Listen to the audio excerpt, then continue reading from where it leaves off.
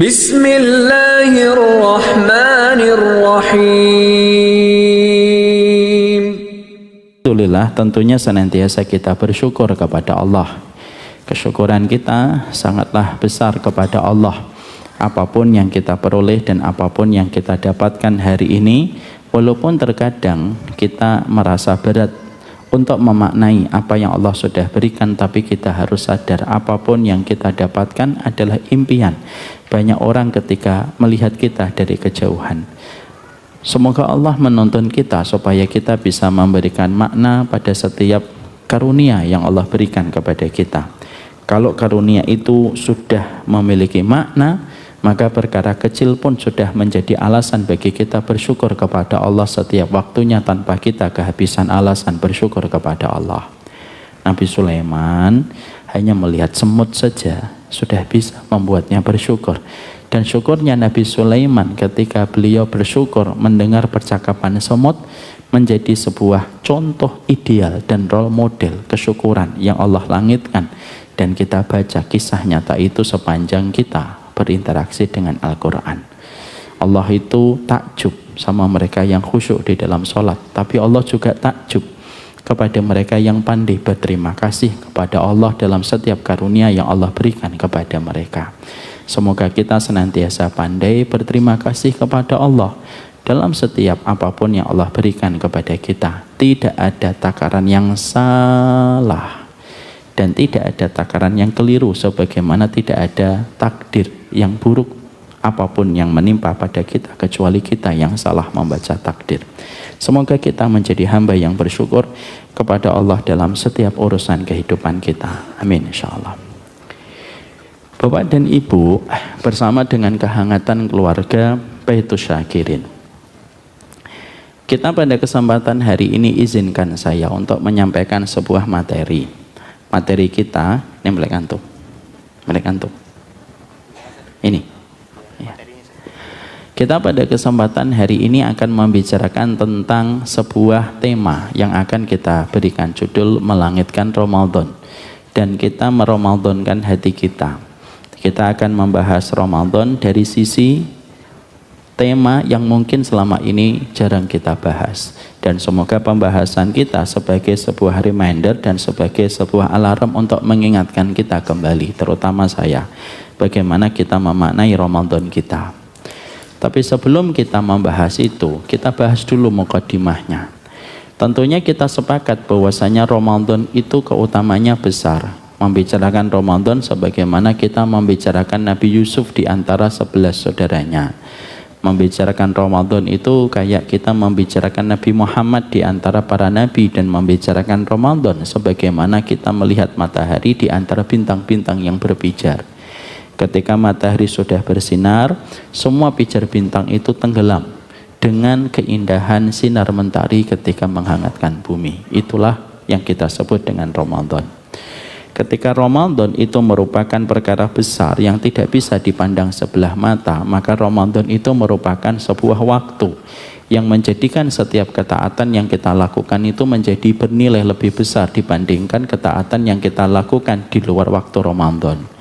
Inilah yang biasa kita sebut dengan prime time. Karena sesungguhnya ketika kita menjalani Ramadan, setiap ketaatan kita yang kita lakukan di bulan Ramadan itu menjadi sangat besar dan sangat bernilai di sisi Allah ketika menjalankannya di bulan Ramadan.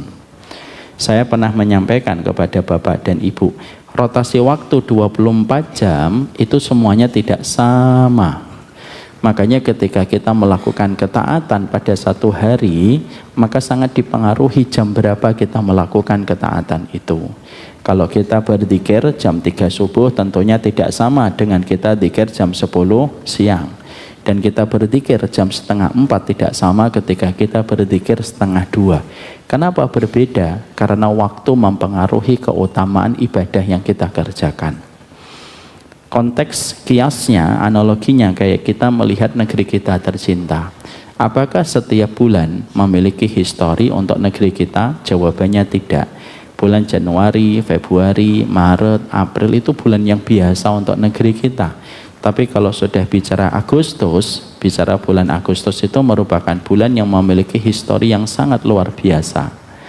Makanya kita mendapati setiap bulan Agustus banyak parade, banyak perayaan, banyak upacara. Bahkan banyak narapidana mendapatkan amnesti dan mendapatkan remisi di bulan Agustus. Kenapa mendapatkan remisi dan mendapatkan amnesti di bulan Agustus? Karena bulan Agustus itu merupakan bulan yang memiliki histori, di mana itu merupakan bulan kemerdekaan. Inilah yang disebut dengan prime time.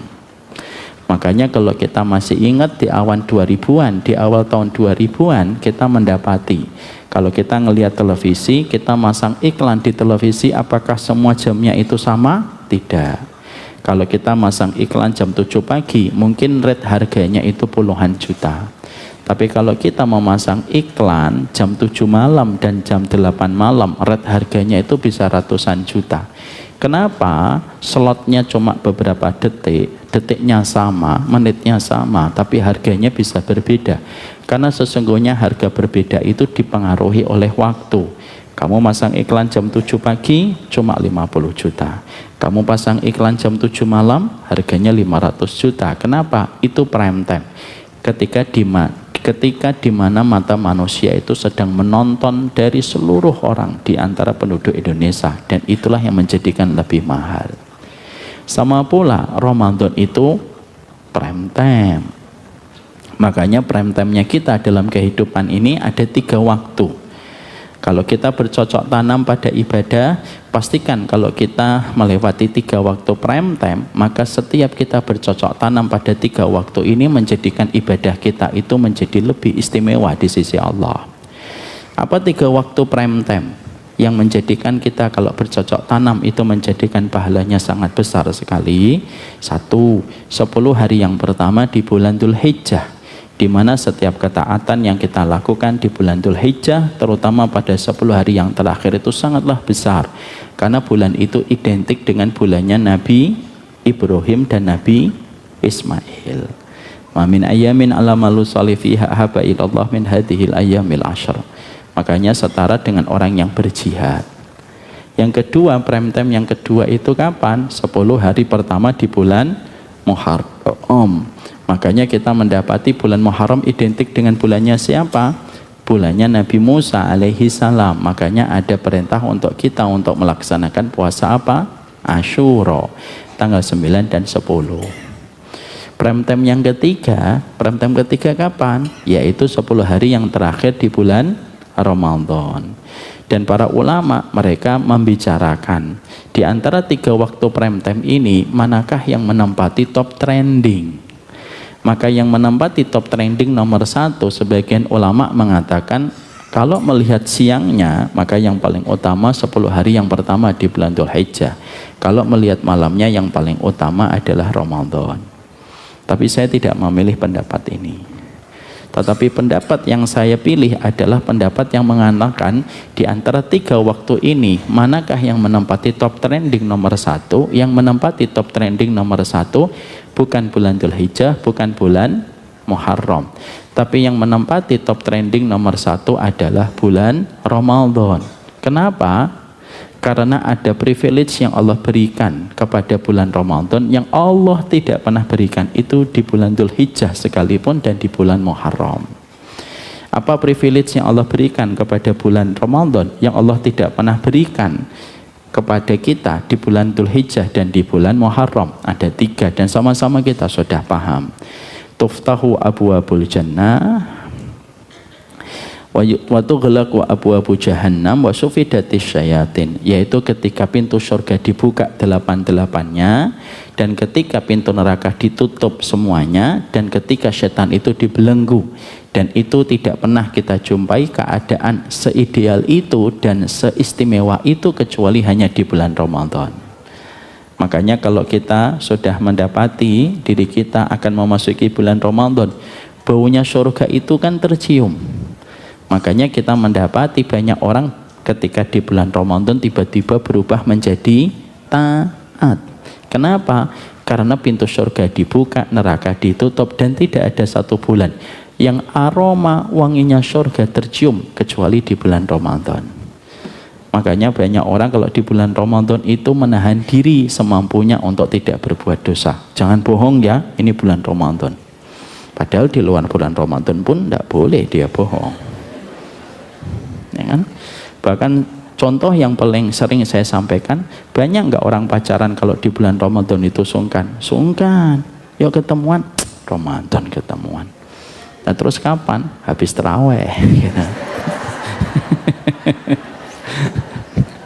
Nah itu dia. Loh mana dia ini? Maka itu Ramadan. Makanya saya sering menyampaikan kan televisi saja. Oh itu dia. Televisi saja kalau di bulan Ramadan tampaknya kalau televisi di bulan Ramadan itu tampaknya pegawainya itu semuanya kayak anak pesantren. Sinetronnya yang asalnya sinetron yang nggak jelas, anak cinta SMP, ganteng-ganteng serigala, itu di luar bulan Ramadan. Tapi kalau di bulan Ramadan, coba lihat sinetronnya, para pencari Tuhan, mozaik keimanan, getaran surga, resonansi takwa, Masya Allah, ngalahin anak pesantren. Kenapa semacam itu? Karena memang kerasa banget bagaimana surga itu mendarat pada kehidupan manusia di bulan Ramadan.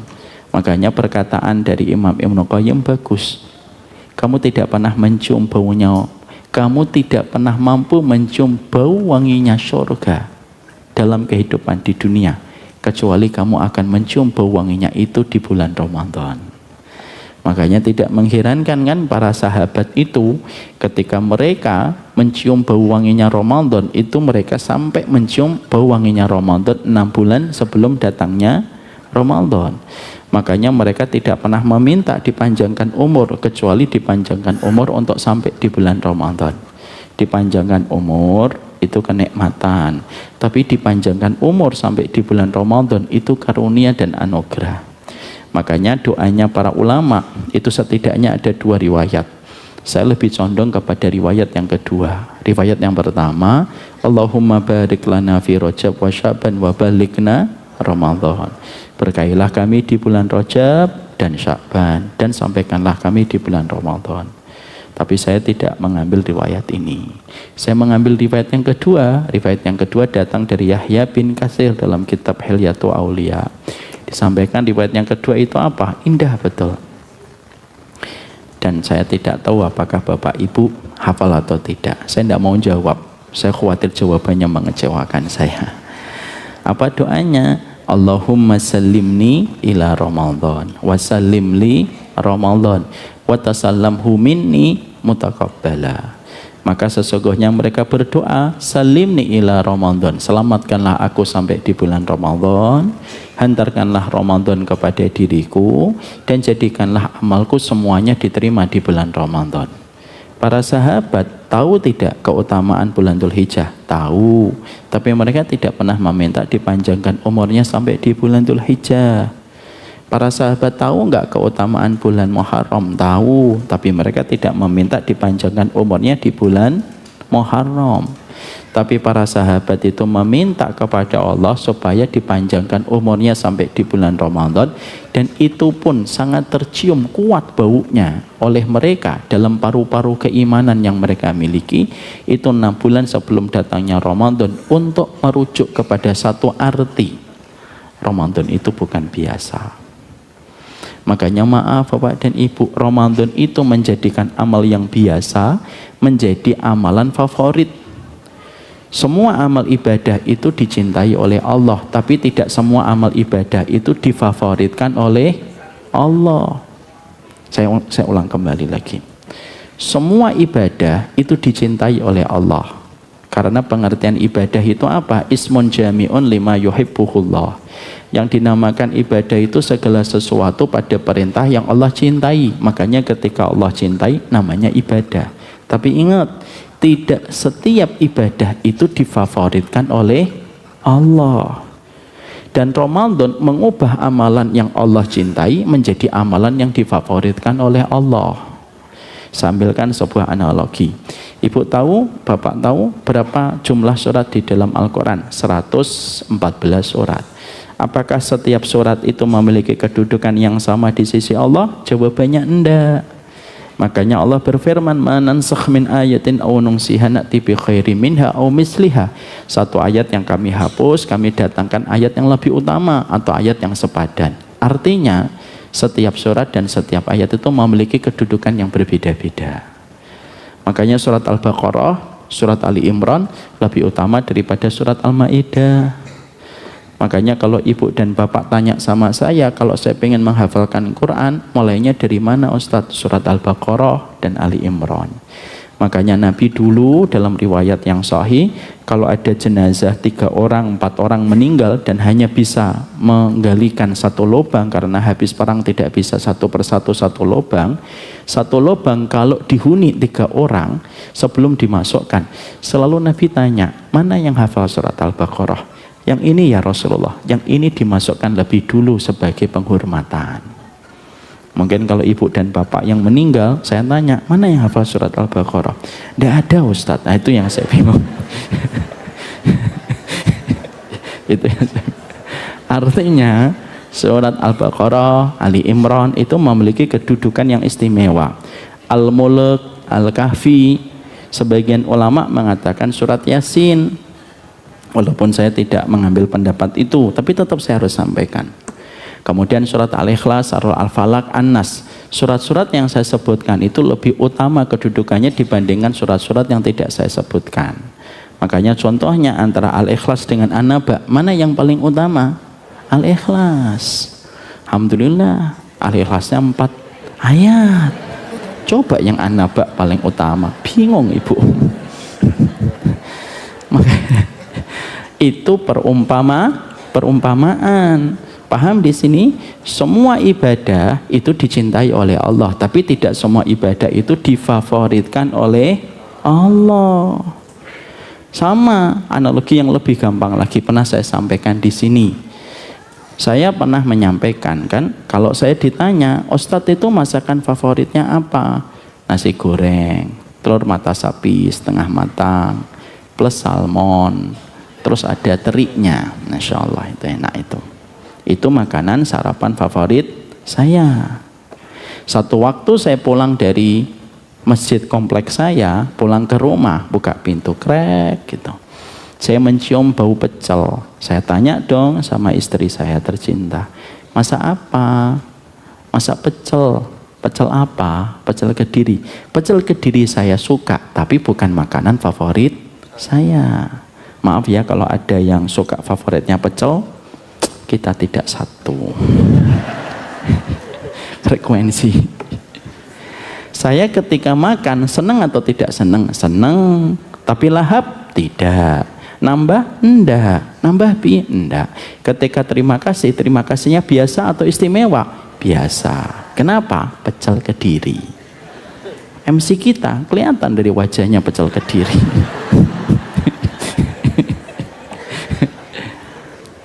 Hari berikutnya saya sholat subuh, pulang ke rumah, buka pintu, krek.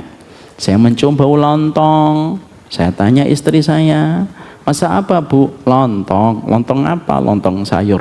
Lontong sayur saya suka, tapi bukan favorit saya. Makanya lahap atau biasa? Biasa. Nambah atau tidak? Enggak. Dan ketika terima kasih pun standar, jazakillah khair ya. Kemudian saya lanjut ke lantai 2. Tapi hari yang ketiga saya pulang, buka pintu, krek. Saya mencium bawang merah dan bawang putih beradu di atas wajan. Sreng, gitu. Terus tiba-tiba salmon, sreng. Terus tiba-tiba teri, sering. Gitu. Terus kemudian ada nasinya. Kira-kira mata saya berbinar atau tidak berbinar? Berbinar. Sini ada nasi goreng nggak sih? Nggak ada. Mata saya berbinar. Lahap atau tidak lahap? Lahap. Bahkan ketika istri saya nanya, nambah bi? Saya sudah nambah 4 kali. Dan ketika saya terima kasih kepada istri saya terima kasihnya biasa atau istimewa? Istimewa. Wahai istriku, ikan lele, ikan hiu, enggak gitu. Sorry, saya nggak mau kayak gitu. Saya lebih puitis dari itu. Saya akan berkata, wahai permasyuri hatiku, semesta mungilku, tawanan hatiku, terima kasih ya, Engkau telah melangitkan hatiku dalam sebuah kehangatan nasi goreng ini. Kenapa saya tiba-tiba berubah menjadi puitis? Karena itu makanan favorit saya. Paham di sini? Analogi ini paham nggak? Jangan sampai nanti pulang ditanya, tadi temanya apa? Nasi goreng. Ya. Inilah yang disebut dengan amalan favorit. Makanya ada salah satu doa yang sangat indah, doa yang diucapkan Nabi yang selalu saya juga lazimi hampir tiap hari. Apa doa? Di antara doa yang saya lazimi dari Nabi, Nabi itu meminta 3 cinta. Itu indah betul doa ini. Saya itu ketika dapat itu langsung tertahan di halaman yang sama sampai beberapa menit. Apa doanya Nabi? Allahumma inna nas'aluka hubbaka wa hubba man yuhibbuka wa hubba amalin yuqarribu ila hubbika. Ya Allah, aku memohon kepadamu cintamu. Aku memohon kepadamu cinta orang yang mencintaimu. Dan aku memohon amalan yang paling engkau cintai, yang engkau favoritkan, yang mudah menjadikan aku mendapatkan cintamu. Ternyata Nabi, kalau kita jadikan spotlight nomor 3, Nabi tidak mengatakan, ya Allah panjangkan umurku sampai 100 tahun supaya aku bisa mengamalkan semua ibadah yang Engkau perintahkan. Enggak. Nabi tidak berdoa semacam itu. Tapi Nabi berdoa itu, ya Allah berikanlah kepadaku amalan yang paling Kau cintai, amalan yang Engkau favoritkan, supaya aku bisa beramal dengan amalan itu, supaya aku cepat mendapatkan cintamu. Dan amalan Ramadan itu amalan favorit, yang menjadikan setiap valuasi yang kita dapatkan itu menjadi tinggi, dan profit kita ketika bercocok tanam dan berdagang dengan Allah itu cepat mendapatkan rahmat. Karena beramal itu bukan hanya butuh yang keras, tapi beramal itu butuh yang cerdas. Makanya Allah menyampaikan, hal yastawil ladina ya'lamuna wal ladina la ya'lamun. Emang sama orang tahu dengan orang yang tidak tahu? Ya enggak sama. Makanya kita beramal itu yang cerdas. Saya ambilkan contoh. Kira-kira kalau kita ditanya berapa valuasi Gojek, padahal baru berdiri 1 dekade. Mungkin kalau divaluasi nilainya bisa 1T, 2T, 3T, 4T triliun. Padahal 1 dekade. Kita bandingkan dengan kantor pos tanpa bermaksud apapun, ini hanya untuk membandingkan saja. Kalau kita tanya bahwasannya kantor pos itu berdiri sudah 7 dekade. Kalau dinilai nilai valuasinya kantor pos itu berapa? Mungkin tidak sampai 1 triliun kalau dikurangi dengan aset. Kenapa yang satu berdiri 70 tahun tidak sampai 1 triliun nilai valuasinya? Kenapa Gojek itu belum 1 dekade tetapi sudah 1 triliun nilai valuasinya? Ini dibedakan oleh strategi. Ini dibedakan oleh strategi. Makanya itulah yang menjadikan kita pun paham, menjadi hambanya Allah ketika kita sudah melewati waktu, dan bisa jadi waktu yang telah kita lewati itu lebih panjang daripada waktu yang tersisa di masa mendatang. Jangan hanya beramal apa adanya, jangan hanya beramal ala kadarnya, tapi kita harus fokus mulai memberikan prioritas dan perhatian kepada amalan favorit. Dan amalan favorit itu adalah Ramadan. Dan Ramadan itu mahal di mata orang yang menghargainya mahal, tapi Ramadan itu murah di depan orang yang tidak pernah mampu menghargai Ramadan. Pernah saya sampaikan kan sebuah analogi sederhana. Kalau saya pulang ke Kudus, lalu saya membongkar lemari bapak saya menemukan jam, lalu saya lihat jamnya ada tulisan 1947. Berarti jam ini 2 tahun dibuat setelah kemerdekaan. Apakah setiap orang yang memberikan harga pada jam saya memberikan harga yang sama? No, enggak. Pasti memberikan harga dengan harga sesuai dengan latar belakang mereka. Ketika jam ini saya ambil, saya bawa keluar ke rumah, ketemu dengan pemulung. Ketika ketemu dengan pemulung, dia melihat jam ini hanya sekedar rongsokan. Pak, kira-kira jam ini dihargai berapa? Ini mah 10.000 aja Pak, plus kerupuk yang merah 2 bungkus, kerupuk yang putih 1 bungkus, 10.000. Ketika saya bawa ke tempat security mungkin saya tawarkan, Pak, berapa Pak? Ya saya sungkan Ustadz, kalau Ustadz yang nawarin ya udahlah 50.000, hanya sebatas 50.000. Saya bawa ke pasar, lalu di situ ada servis jam. Kira-kira servis jam menghargai berapa? Dia paham jam, tapi dia bukan kolektor dan dia tidak paham vintage. Do you know what I mean? Vintage. Maka dia mungkin menghargainya 100.000. Tapi ketika saya pulang, saya foto jam ini cekrek gitu, saya pasang di IG saya, lalu saya mention kolektor-kolektor jam antik dan orang yang paham tentang vintage dan paham tentang sejarah. Bisa jadi jam ini dihargai 200 juta. Kenapa objeknya sama tapi harganya bisa relatif, tapi harganya itu variatif berbeda? Karena dibedakan kepada siapa yang menawar dan melihat jam itu. Bagi pemulung sekedar rongsokan, bagi seorang security hanya sekedar sungkan, bagi tukang jam hanya sekedar jam antik. Tapi bagi seorang kolektor ini histori, dan histori itu tidak ada harganya. Itulah yang menjadikan kita paham, kita itu melihat Ramadan beda-beda. Ada yang melihatnya sekedar rongsokan, ada yang melihatnya sekedar sungkan. Ketika yang lain taat ya saya taat. Hanya sekedar yang lain itu melihatnya hanya sekedar keutamaan besar sedikit. Tapi ada yang melihat Ramadan itu historinya luar biasa. Makanya nanti maaf ya, ini bukan nanti ibu dan bapak saling untuk mengevaluasi pasangannya. Mas, kamu tuh kelihatannya pemulung di depan Ramadan, jangan gitu. Tapi kita sesungguhnya menjadikan kita paham harganya itu mahal. Untuk siapa? Untuk mereka yang betul-betul mampu menghargainya dengan harga yang mahal. Karena Ramadan itu mahal. Demi Allah Ramadan itu mahal. Dan saking mahalnya tidak terdefinisi dengan angka. Makanya maaf, faman hurrima anil khairi faqad hurrima kullaha.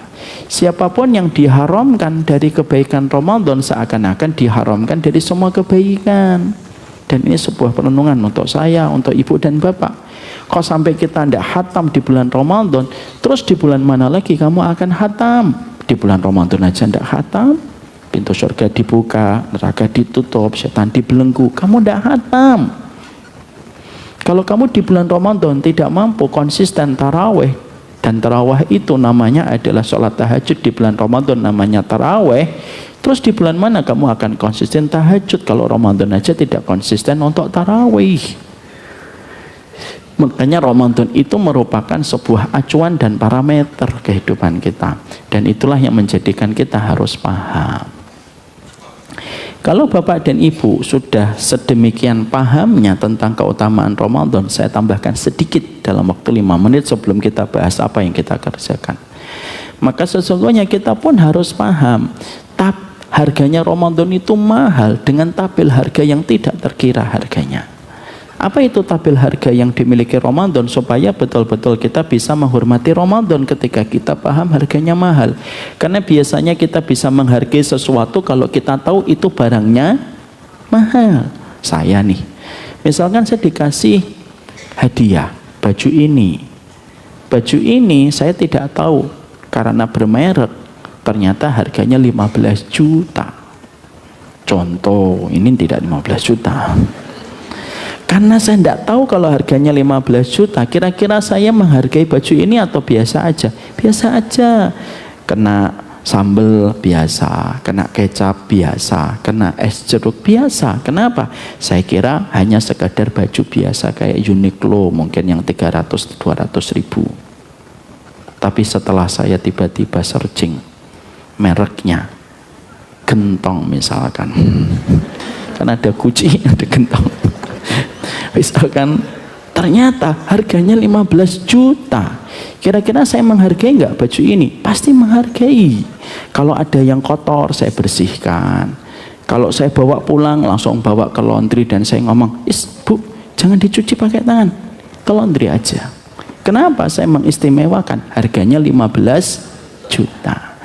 Mengetahui harga bisa menjadikan kita menghargainya. Saya ceritakan dikit, agak sedikit keluar tema ya. Saya tuh dulu pernah makan soto di daerah Lebak Bulus. Ada soto di situ tuh enak banget, soto Betawi.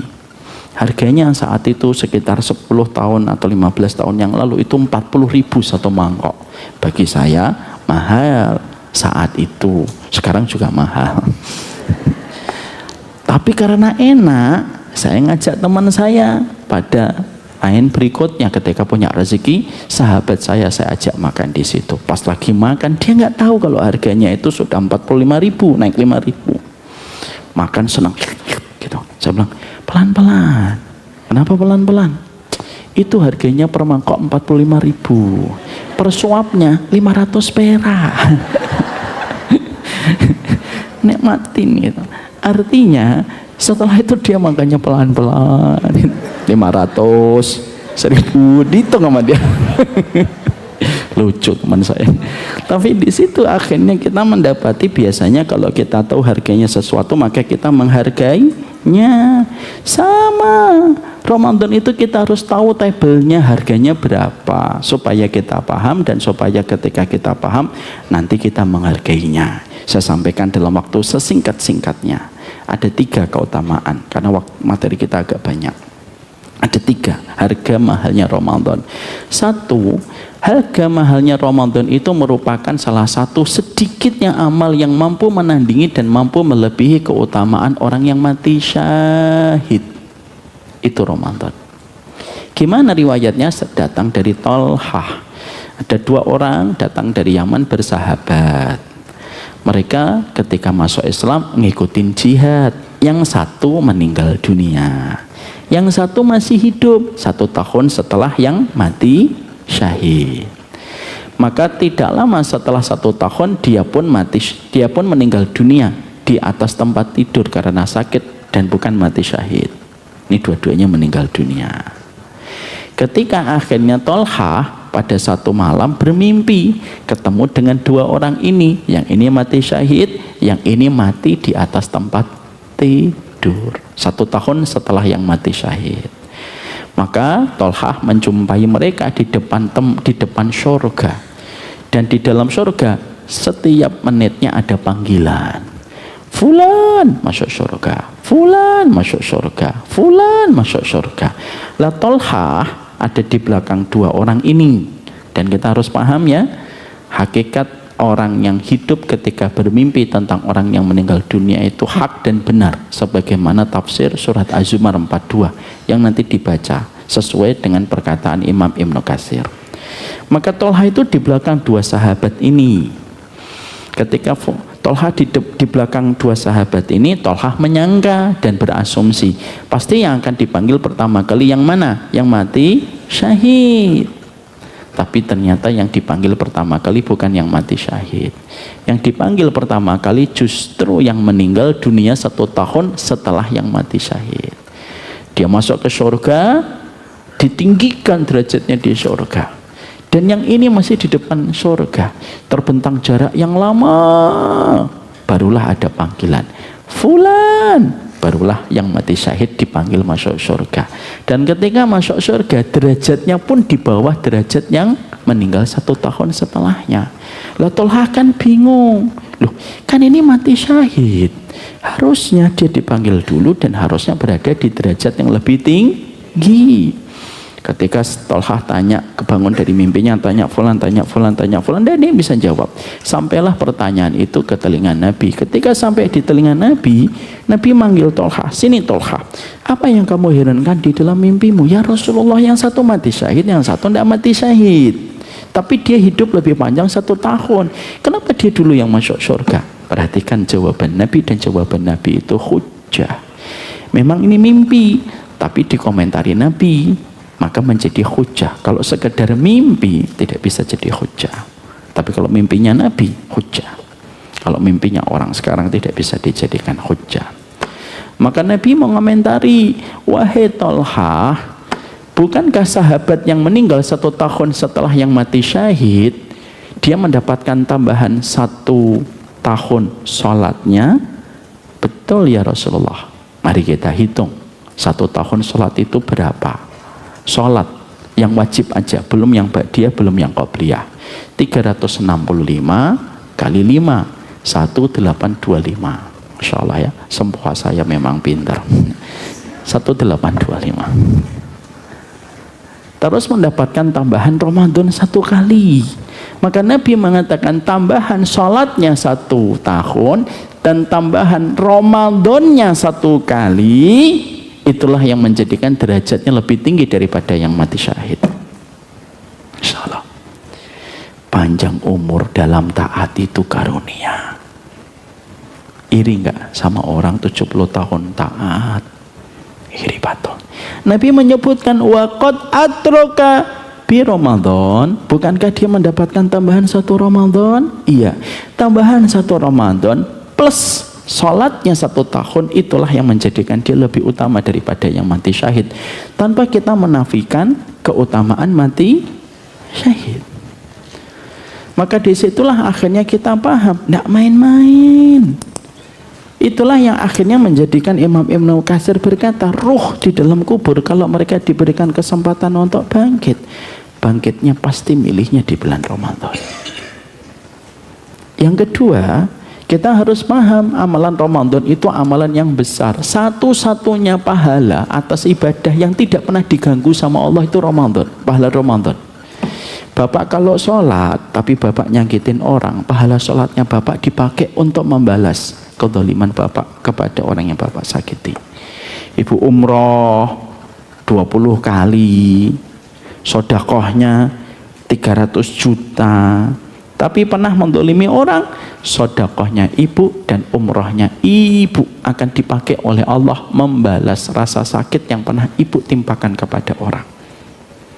Tapi ada satu ibadah yang tidak pernah diganggu sama Allah dan tidak pernah dikurangi sama Allah untuk dijadikan balasan untuk membalas kezaliman. Apa itu? Pahala yang tidak pernah diganggu oleh Allah dan tidak pernah dikurangi oleh Allah untuk membalas kezaliman itu satu. Pahala Ramadan itu tidak pernah diganggu sama Allah. Kenapa? Saking Allah merasakan kehadiran, saking manusia itu merasakan kehadiran Allah ketika dia puasa. Makanya Allah mencintai Ramadan. Orang bu, bapak, orang kalau sholat itu masih bisa riak. Tapi kalau orang Ramadan itu tidak bisa riak. Susah riaknya. Dan kalau dia tidak merasakan kehadiran Allah, tidak bisa dia puasa. Contoh, kita nih misalkan Ramadan 10 hari ke depan, jam 11 siang, terik matahari lagi membakar. Terus kita kumur-kumur, jarak antara air di mulut kita dengan jarak tenggorokan kita tinggal 2 inci. Bisa nggak sekalian kumur-kumur kita teguk 2 cegukan, cegluk gitu, 2. Bisa. Lalu kemudian setelah itu kita muntahkan itu kumurannya. Setelah itu kita ngomong, Masya Allah, haus banget ya gitu. Bisa. Tapi kenapa orang yang berkumur-kumur tidak mau untuk menelan air itu walaupun dia dalam kondisi sangat kehausan? Dia merasakan kehadiran Allah. Anak-anak kita, kayak anak saya Ja'far Basam ini yang sudah mau masuk puasa wajib, maka mereka itu punya enggak tempat 100 tempat untuk membatalkan puasa? Punya. Di kamar mandi, di atas loteng, di dalam lemari es gitu. Dia bisa membatalkan puasa. Tapi kenapa anak kita tidak mau membatalkan puasa? Karena dia merasakan kehadiran Allah. Makanya akhirnya itulah amalan besar. Makanya Ibnu Qudamah mengatakan kepada kita, kalau kamu pengen tahu bedanya amalan besar dengan amalan kecil, salah satu indikator untuk membedakan antara amalan besar dengan amalan kecil itu simpel. Kalau ada amalan masih diceritakan keutamaan pahalanya berapa kali dilipat gandakan, itu amalan yang besar, tapi bukan yang paling besar. Tapi kalau ada amalan yang tidak pernah Allah ceritakan berapa kali Allah melipat gandakan, fix dan confirm, itu pasti amalan agung. Dan di dalam hasanah ibadah, amalan yang tidak pernah diceritakan oleh Allah, balasannya itu cuma 3. 1, sabar. Kok sanya panjang Ustaz? Kan sabar. Sabarnya istri sama suami, sabarnya suami sama istri sama bu. Di balik istri yang bersabar ada suami yang bersabar. sabar. Di balik istri yang meneteskan air mata ada suami yang meraung-raung di dalam mobil. Karena pada dasarnya kita itu sabar dua-duanya, hanya pada versi yang berbeda. Makanya apa perkataan Allah? Innama yuwaffas sabiruna ajruhum bighairi hisab. Pahalanya sabar nggak ada batas. Udah itu aja Allah ngomong. 100 kali lipat Allah tidak cerita, 1000 kali lipat Allah tidak cerita. Padahal kalau kita beramal di tanah haram diceritakan 100.000 kali lipat, tapi sabar tidak diceritain. Yang kedua, memaafkan orang yang menyakitimu dan kamu tetap tersenyum kepadanya dan berbuat baik kembali kepadanya. Wah, itu gede banget. Makanya Allah berfirman, "Faman afa wa aslaha fa ajruhu 'ala Allah." Siapapun yang memaafkan dan tetap berbuat baik, pahalanya nanti Allah yang ngatur. Kenapa kok Allah yang ngatur? Allah yang memilikinya. Karena kita tidak akan pernah tahu berapa besarnya orang yang mereka menyakiti lalu mereka memaafkan. Dah dimaafin. Dan memaafkan ada 3. Afun, safhun, maghfirah. Afun memaafkan tapi masih gerundel. Safhun memaafkan tapi sudah lapang tapi tidak bisa baik kembali. Yang paling tinggi maghfirah, memaafkan, tidak lagi gerundel, tidak ada lagi beban di hati dan tetap berbuat baik kepadanya. Itu namanya maghfirah. Amalan yang ketiga, amalan yang paling gede, itu amalan puasa. Makanya Allah mengatakan wasumuli wa najzi bihi. Puasa itu untukku dan akulah yang menggantinya langsung. Dan ketika Allah mengatakan menggantinya langsung, Allah tidak menceritakan berapa kali lipatnya, saking gedenya.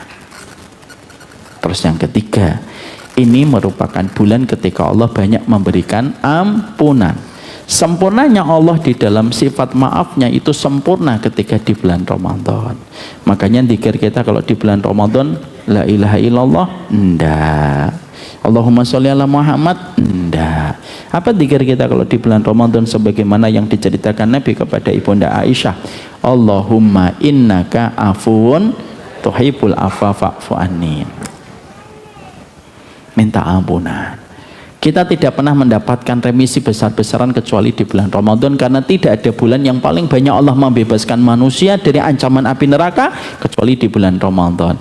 Makanya kenapa bulan puasa dinamakan Ramadan? Karena 2. 1, kenapa amalan puasa dinamakan Ramadan? Karena matahari dijadikan lebih terik di bulan Ramadan. Makanya diambil dari kata romdo. Romdo itu terik dan panas. Makanya nanti ibu-ibu dan bapak kalau pas panas-panas gitu ngomong sok bahasa Arab, ini romdok banget ya gitu, Masya Allah. Itu artinya terik dan panas ya. Makanya dijadikan matahari menguji kita. Makanya kalau kita puasa sunnah tidak sahur, kuat atau tidak kuat? Kuat. Biasa atau tidak? Biasa. Coba kalau Ramadan kita tidak sahur, kerasa atau tidak? Kerasa. Ngelihat kan ibu itu sudah kayak ngelihat rendang. Apalagi kalau ngelihat gelas gitu ngembun, aduh itu Masya Allah. Karena memang matahari itu dijadikan lebih terik. Yang kedua, kenapa bulan puasa itu dinamakan Ramadan? Karena Allah banyak membakar dosanya manusia. Ibu dapetin Allah sudah sempurna dengan sifat maafnya, itu jauh lebih gede sifat maafnya Allah di bulan Ramadan. Kita sudah mendapatkan sifat Ghafur, Ghaffar, dan afunnya Allah itu lebih gede lagi ketika itu di bulan Ramadan. Makanya itulah merupakan bulan untuk menebus setiap amal kita supaya dihapuskan oleh Allah. Sekarang kita ketika sudah paham amalan Ramadan sebesar itu, yang ingin saya sampaikan, bagaimanapun amalan Ramadan itu amalan dohir, dan amalan dohir itu membutuhkan amalan hati. Karena amalan dohir tanpa amalan hati tidak bermakna dan akan menjadi hangus sia-sia. Ibu jihad, ibu menuntut ilmu, ibu sedekah, tapi tidak ada amalan hati yang bernama keikhlasan, maka sesungguhnya amalan dohir kita menjadi musnah. Sama dengan Ramadan. Ramadan itu rusaknya bukan karena kita batal, bukan karena kita muka itu batal, Tapi sesungguhnya Ramadan itu terkadang musnah sirna sia-sia di balik Ramadan yang kita jalankan, karena terkadang kita berantakan di dalam amalan hati. Kadang-kadang amalan dohir itu biasa tapi menjadi istimewa karena terbantu dengan amalan hati. Kita nuntut ilmu, amalan dohir. Kita berdakwah, amalan dohir. Kita jihad, amalan dohir. Kita sedekah, amalan dohir. Kita taklim, itu amalan dohir. Dan itu membutuhkan amalan hati. Amalan hatinya apa? Ikhlas. Itu amalan hati, salah satunya. Maka setiap amalan dohir ketika terbantu dengan amalan hati, amalan dohir itu menjadi tinggi, melesat dan menjadi kemuliaan bagi kita. Tapi maaf, amalan dohir tanpa amalan hati berantakan, sia-sia. Itulah yang menjadikan kita akhirnya paham, yang menjadikan kita harus ngerti kenapa para sahabat amalan mereka itu kuantitasnya lebih banyak kita, tapi kenapa kedudukan mereka tidak pernah bisa kita kalahkan? Karena sesungguhnya para sahabat itu mereka kualitasnya itu karena hati mereka yang baik. Makanya kita mendapatkan di sini ada ada yang anuin hati. Lutfan, ya, gedein sekalian. Makanya kita mendapati bahwasanya amalan hati tanpa amalan dohir ini kok gelap ya di sini ya. Wah, salah ini berarti. Makanya amalan dohir tanpa amalan hati itu menjadi musnah. Makanya saya ingin menyampaikan kepada seluruh jamaah, ada satu dialog antara Sufyan bin Dinar dengan Abu Bashir. Tahu Abu Bashir? Abu Bashir itu merupakan muridnya Ali bin Abi Thalib. Sufyan bin Dinar itu pernah mengatakan kepada Abu Bashir, kenapa ya amalan para sahabat itu sedikit, tapi pahala mereka itu berlimpah dan mereka mendapatkan keridhaan dari Allah? Perhatikan jawaban dari Abu Bashir, muridnya Ali bin Abi Thalib. Mereka amalannya sedikit tetapi pahalanya besar disebabkan satu kondisi, li salamati sudurihim, karena hati mereka itu bersih. Mereka orang yang luar biasa dalam ikhlas, sempurna dalam tawakal, tulus dalam mencintai, sempurna di dalam memaafkan, dan sederet seluruh amalnya. Itulah kenapa amalan para sahabat itu dibandingkan kita, banyakkan kita. Saya ambilkan salah satu contoh. Salah satu contoh sahabat itu namanya Sa'ad bin Mu'ad, sahabat Ansar. Masuk Islam umur 30 tahun. Meninggal dunia umur 38 tahun. Tapi walaupun cuma 8 tahun masuk Islam, ketika meninggal dunia mengguncangkan arsy-Nya Allah. Mengguncangkan arsy-Nya Allah. Kenapa dia hanya 8 tahun? Berarti Ramadannya kemungkinan 7 kali. Sholatnya berarti 1825 kali 7. Dibandingkan kita secara kuantitas, banyakin kita. Wong saya saja dari semenjak umur 12 tahun sudah sholat wajib. Tapi apakah kuantitas kita yang lebih banyak menjadikan kualitas kita lebih utama dibandingkan sahabat? Ngimpi, nggak bisa kita ngelampauin para sahabat. Kenapa para sahabat itu amal mereka secara kuantitas lebih pendek dibandingkan kita, tapi mereka amalnya itu lebih tinggi dan tidak mampu terjangkau oleh kita, karena hati mereka itu bersih. Makanya inilah yang menjadikan kita akhirnya memahami. Lutfan sebelumnya yang ini. Makanya inilah yang menjadikan kita makanya inilah yang menjadikan kita akhirnya paham, karena kita akan menjelang Ramadan bukan hanya dipersiapkan tarawehnya, karena Ramadan bukan hanya sekedar taraweh, Ramadan bukan hanya sekedar iktikaf, dan Ramadan bukan hanya sekedar ketika kita tilawah. Ada perkara yang harus kita rapikan sebelum Ramadan itu datang. Dan pertama kali yang harus kita rapikan itu kondisi hati kita. Sekalinya Ramadan yang kita jalani, ada ibadah hati yang tidak rapi, dan ketika berantakannya hati, itu menjadi sebab berantakannya Ramadan kita di hadapan Allah.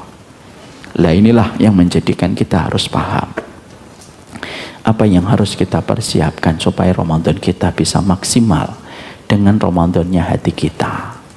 Maka beberapa ulama di dalam Tazkiyatun Nufus mereka mengatakan ada 8 amalan hati yang harus kita jaga ketika menjelang Ramadan dan ketika kita berada di dalam Ramadan. Yang pertama, jagalah Ramadan kita dengan keikhlasan. Arti ikhlas itu sederhana. Ikhlas itu bersihnya hati dari 2 noda. 2 noda itu apa? Kecintaan karena dunia dan kecintaan karena tepuk tangan manusia. Kalau hati kita selamat dari tujuan duniawi dan tujuan pujian manusia, berarti hati kita ikhlas. Makanya Allah memisalkan dan mengibaratkan keikhlasan itu sebagaimana air susu. Lutfan, next. Makanya Allah menyampaikan kepada kita, wa inna lakum fil an'ami la ibrah nusqikum mimma fi butunihi labanan min baini farsin wa daman labanan sa'igan lisyaribin.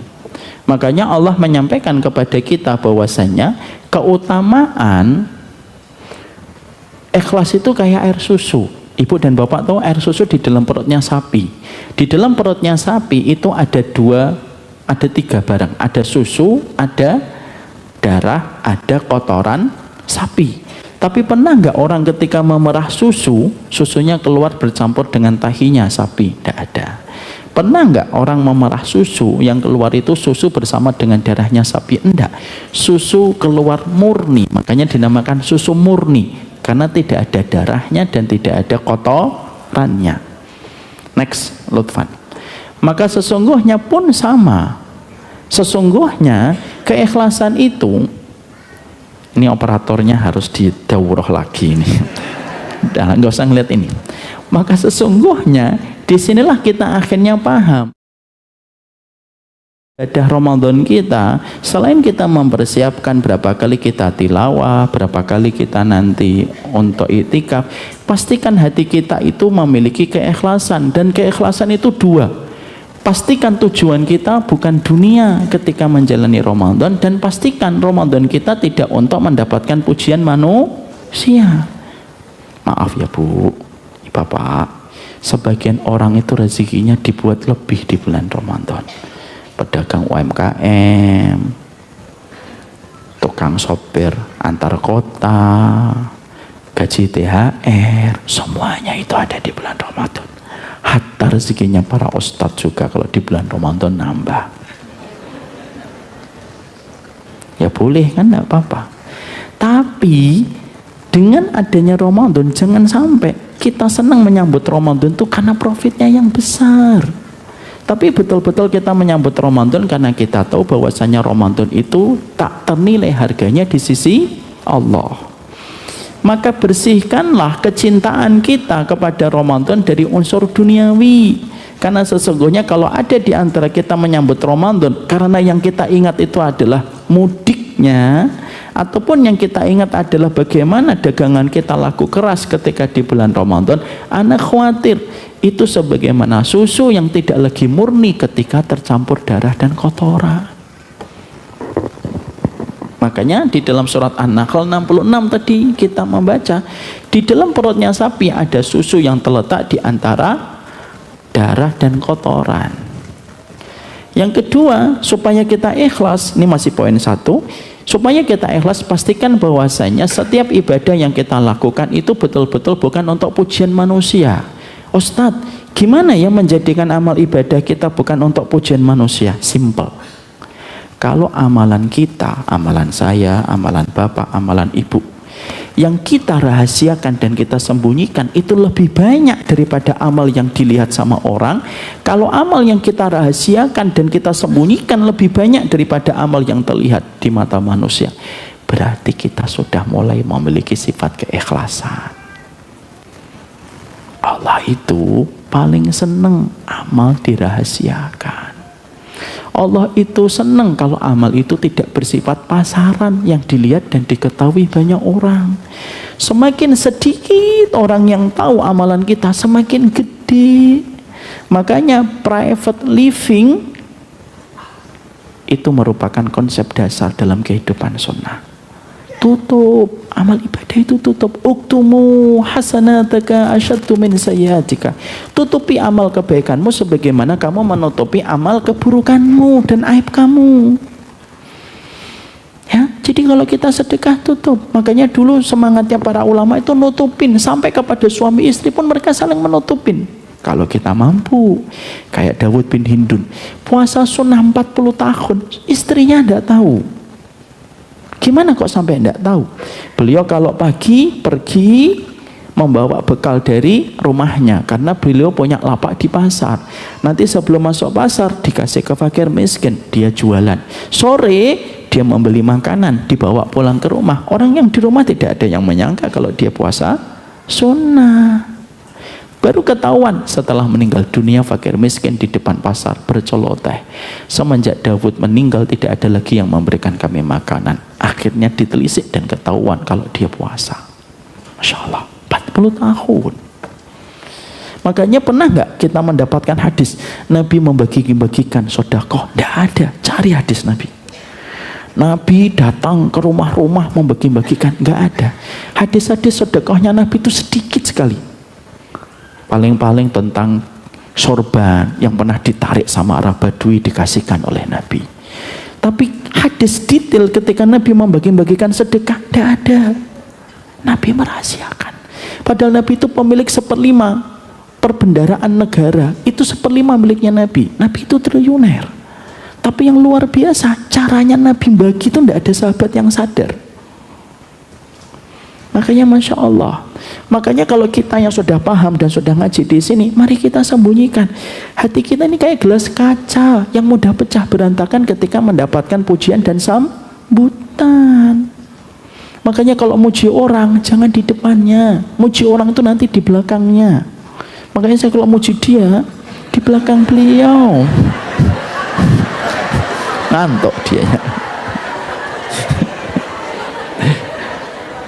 Kita ini mudah pecah. Coba saya ambilkan contoh dan sering saya jadikan contoh terus-terusan.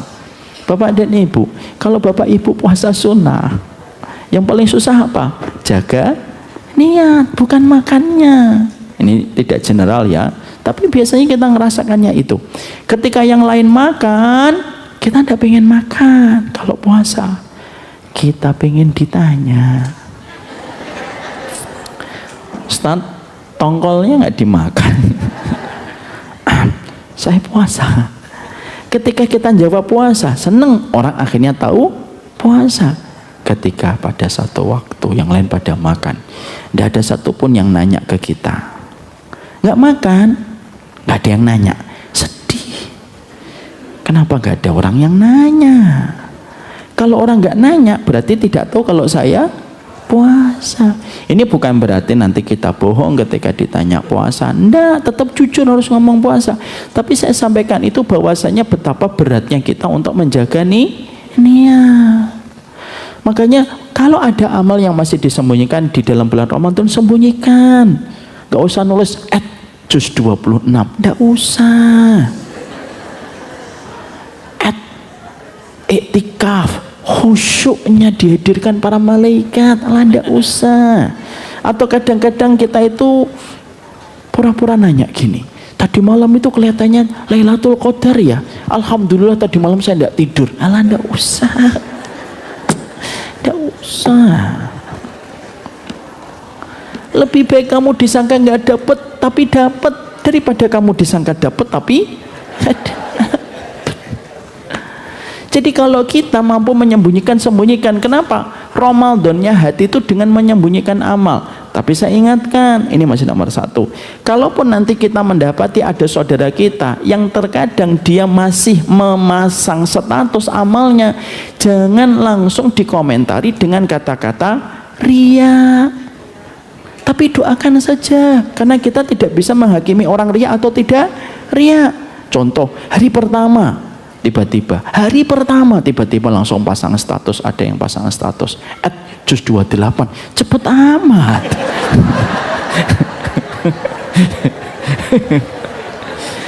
Maka kalau ada yang kayak gitu, doakan amin, karena bisa jadi Ada teman-teman kita yang terkadang masih pasang status i'tikaf, mungkin dia sedang menasihati dan sedang memberikan message kepada suaminya supaya suaminya itu i'tikaf. Kita tidak pernah tahu bagaimana nasibnya hatinya orang. Kalau kita sembunyikan, tapi cara kita nyikapin orang harus yang terbaik. Salah memvonis, salah berprasangka itu lebih baik daripada salah memvonis. Saya sangka dia ikhlas tapi ternyata tidak ikhlas, anak dapat pahala, daripada saya katakan dia tidak ikhlas tapi justru ikhlas, saya yang dosa besar. Kita ini kadang-kadang mentang-mentang sudah ngaji suka mengevaluasi hati dan keikhlasan orang. Bambang 5 juta riya, Mustafa 2 juta riya, hambanya Allah 50.000 itu ikhlas, itu saya. Nggak usah gitu. Makanya maaf, saya kurang setuju kalau misalkan kita mendapati, maaf nggih, ada orang yang terkadang dia foto-foto di depan Ka'bah. Foto-foto depan Ka'bah, trek. Saya walaupun nggak pernah melakukan itu, nggak mau ngelakukan itu, tapi saya tidak mau berprasangka kalau yang melakukan itu pasti riya. Bisa jadi dia foto-foto di depan Ka'bah karena dia untuk umroh itu mengerahkan tabungan dia selama 6 tahun. Beda mungkin dengan saya yang setahun itu umroh bisa 4 kali. Bukan. Mari kita akhiri kajian kita. Ya, kepleset. Artinya ini murid macam apa ini? Kita itu kan tidak tahu hubungan orang. Saya dulu ketika pas tawaf, ada bapak-bapak yang ngelihat ada yang sedang foto-foto di depan. Terus dia ngomong, saya tuh pernah dapat video kayak gitu tuh nggak boleh ya Ustaz. Pak, nggak boleh lah kita itu berprasangka buruk. Bisa jadi nggak kayak bapak. Bapak mungkin bisa kapanpun umroh, tapi bagi dia mungkin bisa jadi dia umroh itu harus jual separuh rumahnya Pak, sehingga rumahnya cuma kamar sama dapur. Karena bagian tamunya sudah dijual. Kita itu tidak pernah tahu. Makanya jangan suka kita untuk ketika kita semangat menyembunyikan amal, semangat menyembunyikan amalmu jangan diiringi dengan semangat untuk memvonis niatnya hati orang. Nanti tiba-tiba pas Ramadan, bagi yang masih suka baca status orang itu loh, saya ingatkan itu. Nanti kalau pas kita Ramadan tiba-tiba ada yang pasang status nikmatnya hati terasa hangat disentuh malaikat di majelis ilmu di bulan Ramadan. Nggak usah nggak usah gitu. Tapi yang kita lakukan itu amin. Kalau kamu nggak bisa ngaminkan status, nggak usah baca status orang. Ngapain kamu baca status orang akhirnya jatuhnya juga dosa? Janganlah, jangan. Kita tidak pernah diperintahkan untuk menghakimi hatinya orang. Pernah terjadi duel antara Osama bin Zaid. Osama bin Zaid ini putranya Zaid dengan Ummu Aiman, termasuk salah satu sahabat yang dicintai Nabi. Dulu para sahabat kalau ingin menyampaikan hajat itu melalui Osama, karena mereka sungkan ngomong langsung dengan Nabi. Osama bin Zaid itu duel, terus yang satu kalah, gitu jatuh, pedangnya terlempar, Osama di atasnya. Ketika Osama itu mau membunuh karena dia sudah kalah, tiba-tiba orang itu berkata, asyhadu an la ilaha illallah wa asyhadu anna muhammadar rasulullah. Osama sempat berhenti, terus diangkat lagi, tetap dibunuh. Tersebar kabar Osama membunuh orang yang bersyahadat. Osama disidang oleh Nabi, padahal ini sahabat kesayangan Nabi. Kenapa membunuh orang yang telah bersyahadat? Perhatikan jawaban Osama. Ya Rasulullah, kalau dia mau syahadat dari awal, syahadatnya itu hillah, syahadatnya itu tipu muslihat. Dia syahadatnya itu sudah kelempar pedangnya, sudah jatuh, sudah tidak punya daya upaya apapun, baru syahadat. Itu pengen nyari selamat. Kira-kira logika kita berpihak kemana? Keterangan Osama atau tidak? Iya, secara logika keimanan apa yang dikatakan Osama itu tidak salah. Tapi lihat apakah Nabi berpihak kepada Osama? Tidak. Apa yang dikatakan Nabi? Nabi bersabda dengan satu pertanyaan yang tidak bisa dijawab sama Osama. Atasyuqa sadrahu ya Osama? Apakah kamu bedah dadanya dan kamu tahu niat hatinya? Tidak tahu ya, tidak ya Rasulullah. dibebankan pembayaran 100 ekor unta kepada Usama untuk membayar diat pembunuhan tidak sengaja. Itulah Nabi. Pernah nggak Nabi mengatakan tidak ikhlas? Tidak bisa. Ada kadang-kadang satu ustadz di YouTube ngomong, oh ini ciri-ciri dai tidak ikhlas. Kok bisa kita nilai orang tidak ikhlas? Inilah ciri penuntut ilmu orang tidak ikhlas. Kok kita tahu? Tidak pernah tahu kita. Yang bisa kita lakukan, nahkumu bidawahiriha, menghukumi orang secara dohirnya. Maka itu yang pertama. Paham di sini? Yang kedua, apa yang harus kita lakukan ketika nanti pada waktu bulan Ramadan? Yang kedua, tolong nanti kalau sudah memasuki Ramadan, merendahkan diri kita. Jangan sampai menjadi ujub dengan pencapaian amal yang telah kita kerjakan dan amal yang telah kita lakukan. Kadang-kadang setan ketika menggagalkan kita, ketika setan gagal untuk menggagalkan kita untuk tidak puasa, setan membiarkan kita beribadah, setan membiarkan kita berbuat taat, hawa nafsu membiarkan kita melakukan itu, tapi akhirnya hawa nafsu itu menjadikan kita merasa ujub dengan amal yang kita kerjakan. Ingat Bapak dan Ibu, Imam Ibnu Qayyim berkata, rahmatnya Allah tidak pernah mendaki ke tempat yang tinggi, tapi rahmatnya Allah itu menyapa ke tempat yang rendah dan tempat yang membumi. Rusaknya amal ibadah seseorang itu karena merasa ujub. Jadi nanti kalau misalkan Bapak Ibu sudah khatam 3 kali, sudah, lihat orang lain tetap lebih baik daripada kita. Karena terkadang nanti ketika bulan Ramadan, kadang-kadang kita ketemu dengan orang yang menguji hati kita. Kita pulang nih dari tarawih 9:30, capek karena imamnya membaca 1 juz. Baru pulang 9:30, tetangga kita baru pulang dari kantor. Kadang-kadang kita di dalam hati, Ramadan masih nyari dunia. Astagfirullah, nyari sayapnya dunia, skor nyamuk sampai kapan Pak? Tapi kita senyum, Pak, baru pulang dari kantor. Jangan. Terkadang kita nanti kalau iktikaf, jangan sampai kita merendahkan orang yang tidak iktikaf. Karena sesungguhnya apa? Orang itu semakin merendah dan tawadhu, itu semakin berkumpul rahmatnya Allah. Kita tidak pernah tahu tentang udzur orang lain. Kalau kita tidak pernah tahu tentang udzur orang lain, berikan kepada kita bahwasanya kita itu lebih buruk daripada dia, daripada kita memandang diri kita lebih baik. Ada orang yang terkadang tidak mampu tarawih karena punya kewajiban yang tidak pernah kita tahu. Ada orang yang terkadang dia itu tidak mampu itikaf karena sedang membayarkan utang ibunya ketika terkena pinjol. Ada orang yang terkadang tidak mampu untuk mereka tarawih karena sedang menutupi kebutuhan bapaknya ketika sakit dan dia itu hanyalah tukang ojek. Kan kita tidak pernah tahu. Jangan merasa tinggi. Kalaupun kita tersemangatkan ketika tadi sudah membahas betapa luar biasanya Ramadan, kita semangat, tetap lihatlah orang lain itu lebih baik daripada kita. Ini saya sampaikan kisah nyata. Saya 2 tahun lalu akan ngisi acara di Cibubur. Qadarullah macet berat. Akhirnya tim saya ngomong, Ustadz turun ya naik ojek, nggak kekejar kalau naik mobil. Oke, nggak apa-apa. Saya turun.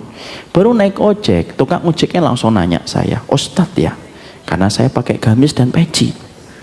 Iya Pak, insya Allah Ustadz. Naiklah saya ke ojeknya. Naik ojeknya dia seneng. Dia tanya, Ustadz boleh nanya? Ganggu nggak kalau saya nanya? Nggak apa-apa Pak. Mau nanya apa? Gini Ustadz, perhatikan. Saya itu kalau ngojek di bulan Ramadan keluarnya jam 2. Kalau dari pagi saya nggak kuat. Lah saya itu kalau sampai maghrib dan menjelang isya biasanya baru dapat 50.000. Masya Allah ya Pak. Dan itu nggak cukup. Kecukupan bagi keluarga saya supaya besok tidak utang, saya minimal harus bawa 75.000 baru cukup, besok tidak utang. Cuma kalau saya sholat maghrib kemudian saya jalan lagi, ada sholat isya saya sholat, kalau saya lanjutkan dengan taraweh, saya taraweh duluan, maka saya nanti baru pulang membawa 75.000 biasanya jam 10:30, jam 11. Dan saya keletihan sekali Ustadz, dan saya sudah tidak kuat karena saya sudah tua. Pertanyaan saya, boleh nggak Ustadz saya kalau sholat maghrib tetap di masjid ketika saya lewat di pinggir jalan, isyaknya juga di masjid, tapi terawihnya saya langsung cabut, saya melanjutkan ngojek karena biasanya habis isya agak banyak penumpangnya. Jam 9 kalau sudah membawa 75.000 saya pulang. Jam 9 saya pulang, saya mandi, saya terawih bersama istri saya ketika dia belum tidur. Pertanyaannya Ustadz, hampir saya tuh sering sekali terawihnya di rumah. Dosakah saya karena saya lagi berikhtiar mencari rezeki? Masya Allah, 75.000 yang di kantong kita mungkin terasa kecil di mata sebagian orang. 75.000 itu hidupnya satu hari. Saya di belakangnya tuh pengen nangis. Saya usap-usap punggungnya gitu. Saya pengen peluk dari belakang, tapi kan saya khawatir nanti saya disangkanya LGBT. Saya usap-usap itu punggungnya. Saya bilang, enggak apa-apa Pak, tapi selama Bapak nanti kalau dapat uang misalkan sudah 75.000 Bapak langsung pulang, dia langsung jawab, iya Ustadz, kadang-kadang saya tuh maghrib dapat 100 karena ada beberapa penumpang yang ngasih saya bonus, kadang ada yang ngasih saya 50, ada yang ngasih 100. Kalau saya sudah dapat cukup, saya langsung pulang. Terawihnya di rumah, terawihnya di musola kampung. Tapi kan itu tidak tiap hari, Masya Allah. Apa yang kita ambil pelajaran? Kita ini tidak pernah tahu kesulitan orang lain. Manusia itu kayak kotak.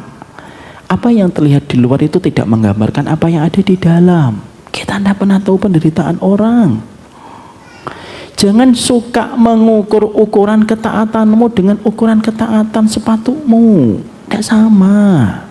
Itulah kenapa saya itu kalau sama pengamen, saya masih tetap kasih pengamen. Walaupun saya berpendapat bahwasanya musik itu haram, tapi kenapa saya tetap ngasih ke pengamen? Ada 3. 1, saya tidak mau mengukur ukuran ilmunya pengamen dengan ukuran ilmunya saya. Ada orang yang kadang-kadang lihat pengamen itu kayak ngelihat orang yang bermaksiat dosa besar. Jangan suka ngukur ukuran orang dengan ukuran yang apa yang kamu pahami. Yang kedua, kenapa saya tetap ngasih pengamen? Kadang-kadang saya merasa bahwasanya bisa jadi pengamen itu pilihan yang paling terakhir yang pernah sampai ke dia. Dia pernah ditawarin jadi mucikari, dia pernah ditawarin jadi homo, pernah ditawarin jadi pembegal, mungkin ditawarin jadi pencuri. Yang dia pilih yang paling ringan menurut dia. Dan yang ketiga, kenapa saya masih suka ngasih kepada pengamen? Karena saya berharap itu berkah untuknya, karena saya tahu harta itu halal dari saya. Itulah yang kita harus miliki. Semangatnya Ramadan harus hatinya merendah, tawadhu. Jadi nanti kalau ibu dan bapak sudah 5 kali khatam, sudah, jangan seakan-akan merasa bahwasanya 8 pintu surga sudah di genggaman dan di kantong. Jalannya sudah begini-begini. Janganlah. Cukup antara kita saja. Dan itu yang akan menjadikan kita memahami, merendahkan hati dengan amalan kita itu penting supaya kita mendapatkan keutamaan.